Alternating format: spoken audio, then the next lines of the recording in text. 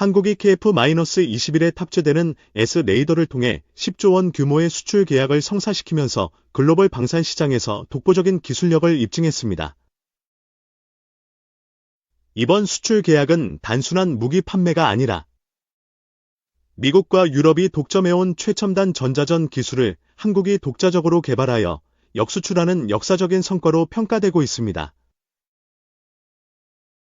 특히 S-레이더는 5세대 전투기의 핵심 장비로 적 항공기와 미사일을 탐지하고 동시에 다수의 표적을 추적하는 최첨단 레이더 시스템입니다. 과거 한국은 S-레이더 관련 핵심 부품을 대부분 수입에 의존했으나 국방과학연구소와 하나시스템이 주도하여 완전한 국산화에 성공했습니다. 이 과정에서 송수신 모듈, TR 모듈, 과 반도체 칩 기술까지 자체적으로 개발하여 기존의 기계식 레이더보다 탐지 범위와 정확성을 획기적으로 향상시켰습니다. S-레이더는 전투기뿐만 아니라 해군의 이지스 구축함, 지상 방공 레이더, 무인 항공기, UAV 등 다양한 플랫폼에도 활용될 수 있어 향후 방산 수출의 핵심 기술로 자리 잡을 전망입니다. 특히 네덜란드 왕립항공우주센터와의 협력을 통해 진행된 F-50용 S-레이더 ESR-500A 시험에서 세계 최고 수준의 성능을 기록하며 유럽 국가들의 관심을 집중시켰습니다. 이로 인해 기존의 S-레이더 기술을 보유한 미국, 유럽, 일본 등 선진국들도 한국의 기술력을 인정할 수밖에 없는 상황이 되었습니다. 일본은 한국의 S-레이더 기술이 자신들을 앞질렀다는 사실을 뒤늦게 인식하고 관련 기술을 확보하기 위한 대책 마련에 나선 것으로 알려졌습니다. 이와 함께 F-50의 성능 향상으로 인해 한국산 전투기의 수출 경쟁력이 더욱 강화되었습니다. 현재 KF-21 보라매에 탑재된 S-레이더는 F-35 같은 5세대 전투기의 레이더와 비교해도 손색이 없는 수준으로 평가되며 이는 완전한 국산 기술로 이루어진 쾌거로 볼 수 있습니다.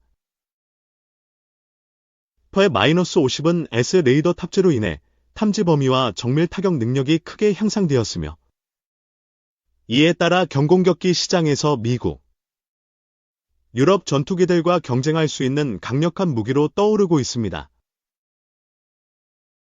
한국이 S-레이더 수출에 성공하면서 향후 방산 수출 시장에서 미국과 유럽의 기술 독점을 깨는 중요한 계기가 될 것으로 예상됩니다. 특히 S-레이더 기술이 전투기뿐만 아니라 해군 함정, 지상 방공망 등 다양한 무기 체계로 확장될 경우 향후 수십조 원 규모의 방산 수출이 가능할 것으로 보입니다. 이제 대한민국의 S-레이더는 자주국방의 상징을 넘어 세계 방산 시장을 주도하는 핵심 기술로 자리 잡고 있으며 글로벌 경쟁에서 한국의 기술력이 어디까지 도달할지 주목되고 있습니다. 하나시스템이 S-레이더 안테나 수출에 공격적으로 나선다. 유럽의 대표적인 방산 기업인 이탈리아 레오나르도사와 경공격기 S-레이더 안테나 공급 계약을 체결한 데에 이어 다른 유럽 기업과도 수출을 협의할 계획이다.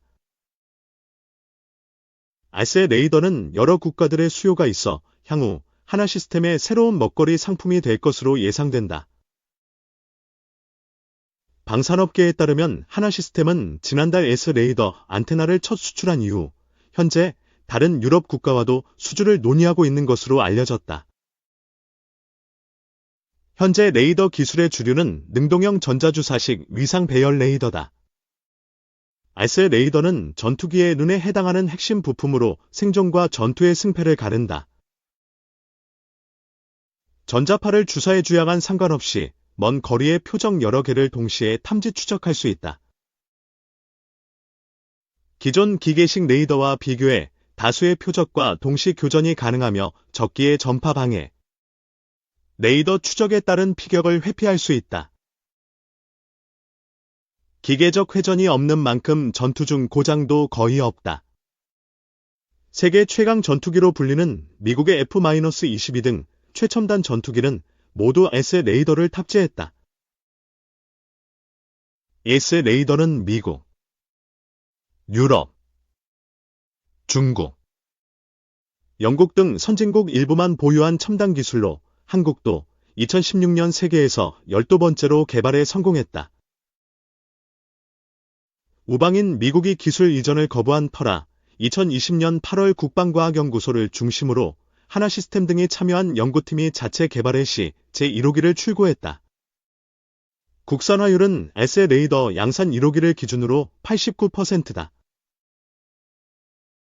현재 이탈리아 방산기업 네오나르도가 국산 S 레이더 기술에 관심을 보여 공동 개발이 진행되고 있다.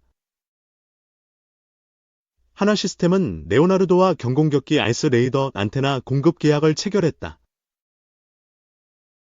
하나시스템이 안테나 개발 제조를 맡아 내년 9월부터 네오나르도에 수출 납품하면 네오나르도가 자사의 신호 처리 장치, 전원 공급 장치, 냉각 장치와 통합해 2026년부터 경공격기용 S 레이더 완성품을 생산할 계획이다. 하나시스템이 수출 공급하는 안테나는 S 레이더 제품 가격의 50% 이상을 차지하는 핵심 장치다. 항공기용 S 레이더의 가장 중요한 부분 중 하나인 안테나를 국내 기술로 개발해 해외에 수출하는 것은 이번이 처음이다.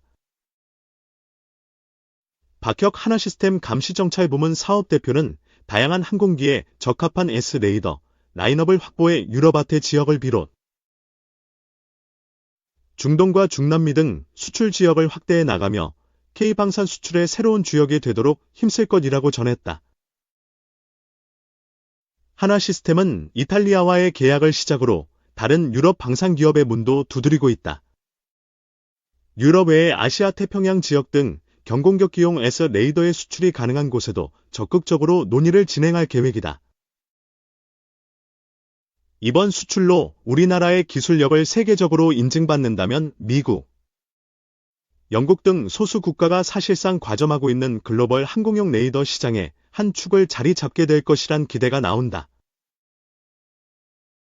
S의 레이더의 시장 규모는 2032년 250억 달러, 약 34조 원 수준으로 확대될 전망이다.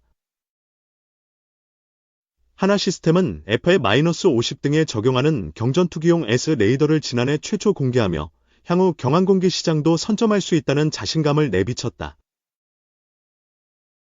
아울러 국방과학연구소가 주관하는 무인편대기용 S 레이더 기술 개발 과제의 우선 협상 대상자로 선정돼 무인편대기에 최적화된 S 레이더도 개발한다.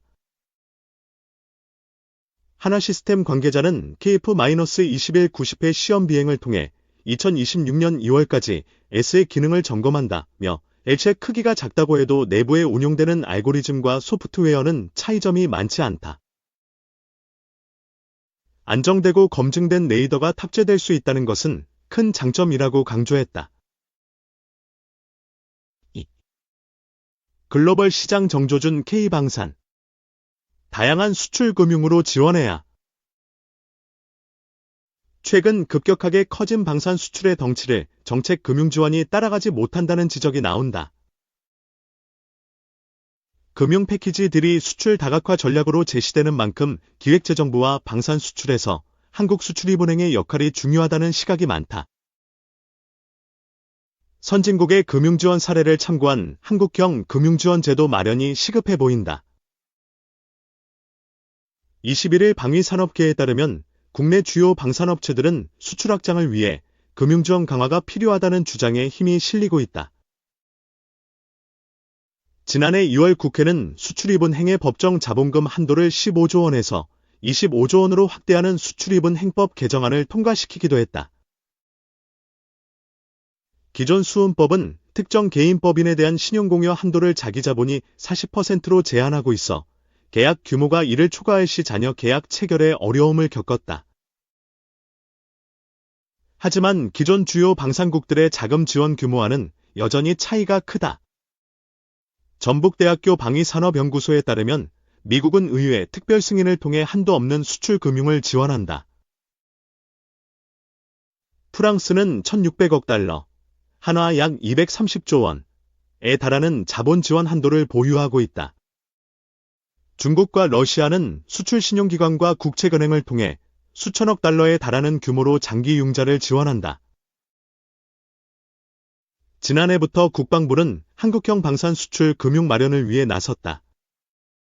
보다 효과적인 정책금융 지원책을 만들기 위해서다. 방위사업청 또한 방산 벤처기업을 위한 정책 펀드를 만드는 등 다양한 금융지원 방안을 모색하고 있다. 국방부와 방사청은 금융상품을 제공하는 주체가 아니기 때문에 금융주무부처 등 관련 당국과 수출입은행, 무역보험공사의 역할과 중요성이 대두된다.